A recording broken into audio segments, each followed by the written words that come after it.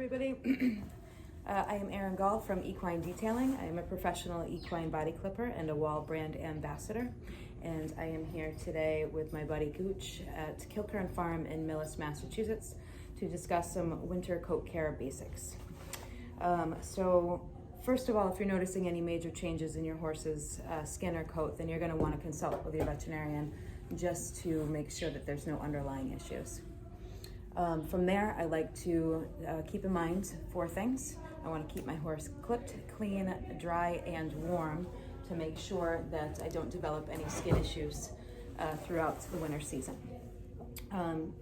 So for clipping, I like to use my Wall KN10 clippers. These have the number 10 Ultimate Competition Series blades on them. And I do most of my body clipping with that. And then in my back pocket, I've always got a set of trimmers for any cleanup or touch-ups that I need to do. Deciding which kind of clip that you want to do really depends on a number of factors. So how sweaty is your horse getting during work? How much time is your horse spending outside? And what is the weather like out there? You want to consider how long it's taking to dry your horse after work. And also, are there any skin issues developing on your horse already? So once we've taken all those things into consideration, we can decide what to do.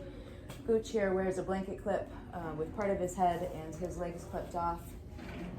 You can do something as small as a bib clip, a full body clip, whatever seems to make the most sense for your horse. So now we have our horse clipped and we need to get our horse clean. So we're going to use clean brushes. Wall makes a great set of brushes. These are fantastic for those of us with tiny hands. One of the things that I may change from summer to winter is my curry comb. So this curry, you can see, has super long teeth on it and it's really flexible. So I like this one because I can go through the thicker hair on a thicker coat, but it's also soft enough that I can curry their face and their legs, because I want to make sure that I'm currying down to the skin when I'm currying. So after that, if you have it available, vacuums are a lifesaver in the wintertime especially. After all that currying, we take this vacuum and I can just suck the dust and dander right off of the skin. One of the great things about having a clipped horse when you're trying to keep your horse clean is that you can also do a hot towel. So for a hot towel, I just take a small tack bucket, fill it with super hot water, as hot as your hand can stand, which thinks there's food in there, and my washcloth. And then I go ahead and dip the washcloth in there and then I give him a nice scrub. And I don't put any product in when I'm doing around his eyes.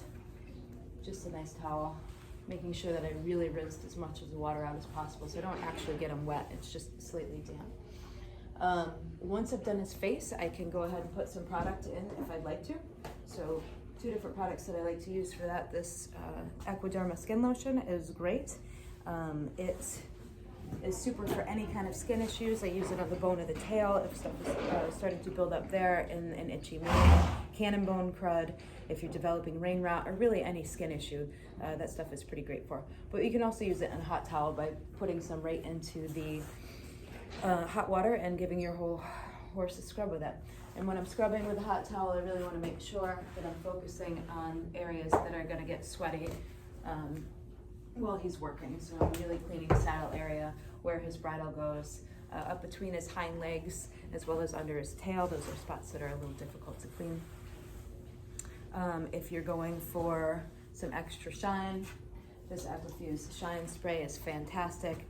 I can stick my towel into the bucket and then spray this right onto my towel and wipe him down with this.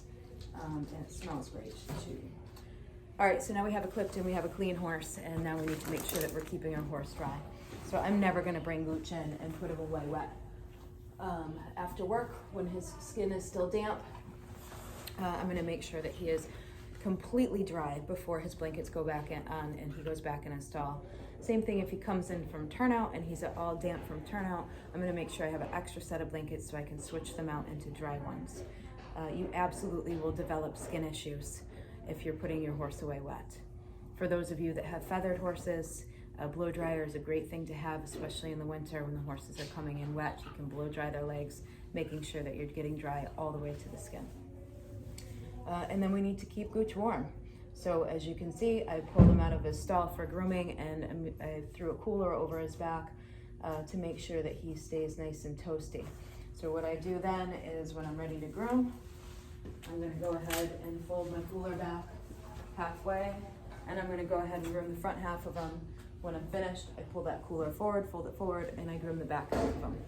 Because I'm moving a wool blanket around, I'm bound to develop some static electricity. So this product is Super Equinature No Shock. I can spray the horse or the blanket with this, and it really helps to guard against static electricity. And then for keeping our horses warm, we always obviously want to have the appropriate blankets on them. Consider the clip that he has and the weather outside, and make sure that your blankets are well-fitting. An ill-fitting blanket will definitely rub your horse's coat and will likely damage the skin as well if it's left on long enough. Okay, those are our basics, and I would love to hear any tips or tricks that you guys have. So you can search for me on both Instagram and Facebook at Equine Detailing, and let me know some great ideas. I love trying new things. And make sure, of course, that you subscribe to the Wall blog. All right, thanks guys.